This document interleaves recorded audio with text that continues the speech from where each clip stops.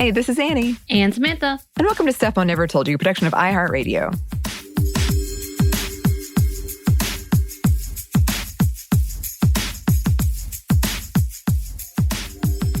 And we are here celebrating activists and advocates around the world. Maybe we should put that in our title somehow. And as we always do, we love to celebrate all the themes we can, month themes, historic themes, all of that, and want to keep on our intersectional journey in giving flowers to those who keep fighting for the rights of all of our people and for us. So yay. That's our tagline, I think. Is that it? Is that the one? Sounds great. I'm going to have to look at it and see how long it is. But yeah, taglines are usually pretty short, but I like it. I don't like anything short. So come on. No, and you're right. Before we start, since, again, we don't want to just jump into it. Anney, I have a get to know you question, but not one that's going to hopefully make you vomit or anything or bleed anywhere. Don't bleed anywhere. Gosh. Reference to a story that she was featured for in a couple of years ago for 13 Days of Halloween. I was going to say 13 weeks. I think that's how we celebrate Halloween, though, isn't it? It's true. 13 years of Halloween.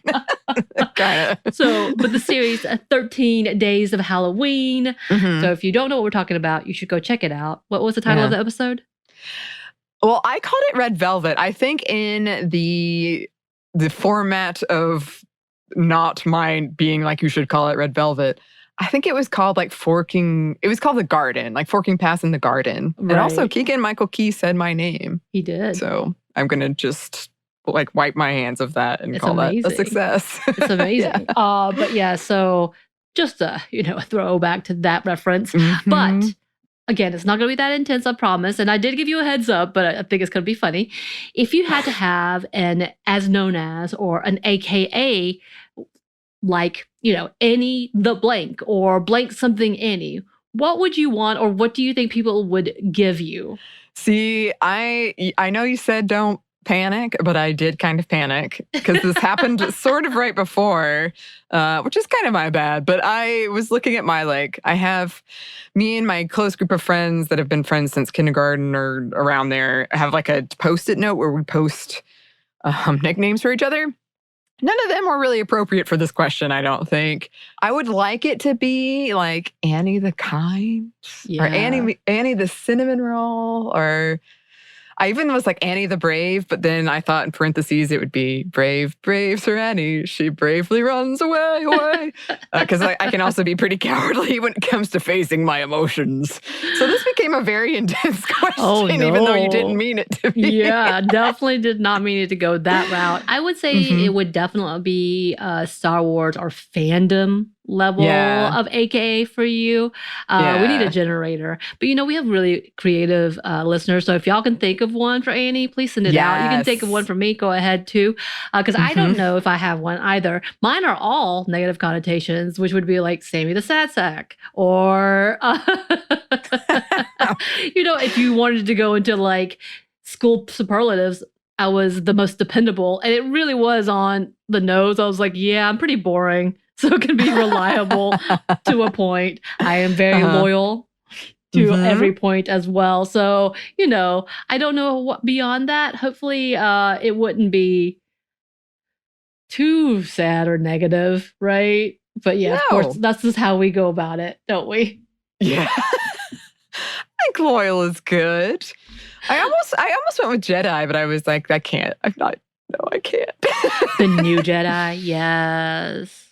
Well, yes, the young Jedi, that's more the complicated. Baby Jedi, the grown-up Jedi. No, I just feel I'm not cool enough. That's all. Something to do with definitely the seers of the Jedis or something like that. I could see you are, and aren't the seers that kind of take in the historical context and sees and knows what's happening? I feel that could be you for sure. Oh. Oh, yeah. Okay. The seer of fandom. I didn't say fandom, but yes, that too. We know the power of the fandom. So, hey, you know what? That's a heavy duty. It is. Thank you. Yeah. Well, today we're talking about, I know that everybody's what is happening? But we are talking about Phyll Opoku-Gyimah, also known as Lady Phylll, aka, which is, by the way, a fantastic AKA.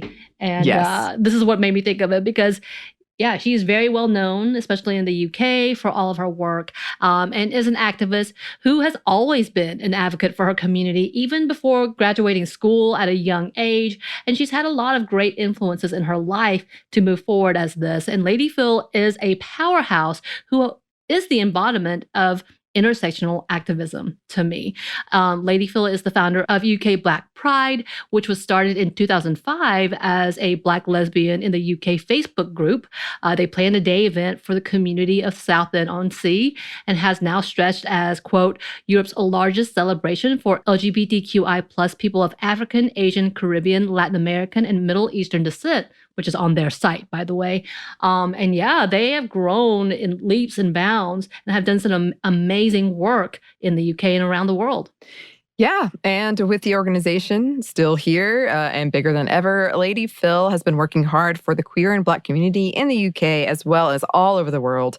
And about UK Black Pride, Opoku-Gyimah is just beyond proud. She says about it in an interview with Bustle, "We've built an amazing team behind UK Black Pride. It has inspired a whole new generation of global activists that I see as change makers.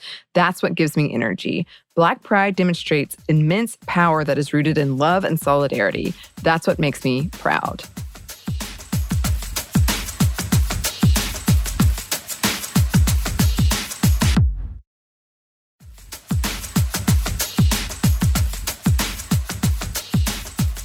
Yeah, and talking with Vogue in 2019, she talked about why she began the organization. She said, when your community is always under attack and you're constantly seeing injustices where Black and brown bodies are constantly being attacked, you must do something. When you look at the Stonewall riots, there was no one single point of motivation.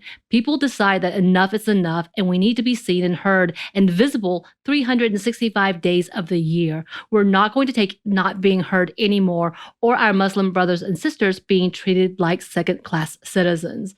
And a bit more on the organization, she says, UK Black Pride is an organization which is set up very much like the other prides in the country around the world, but it happens to center around queer people of color, so African, Asian, Caribbean, Latin American, Pacific, Indigenous people.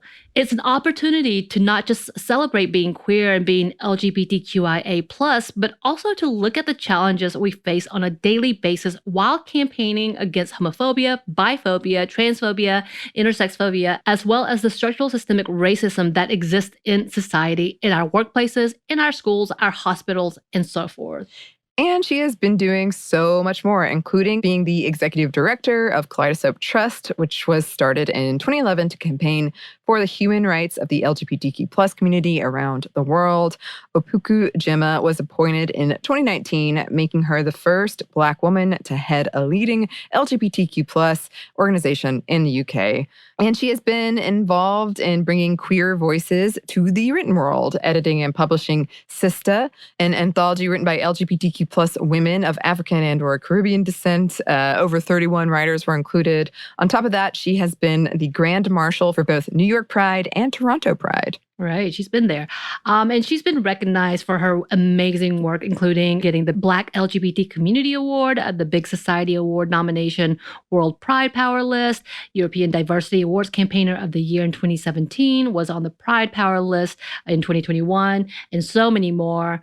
And as for the future, she says in the same Vogue interview, quote, I hope for the future that we see real meaningful change for Black and brown people in the country and abroad, that the rights that are afforded to some are afforded to all. That's why we're doing what we are doing. Pride is not just a celebration. It's about the change that needs to happen so that we are not constantly living in a state of being marginalized.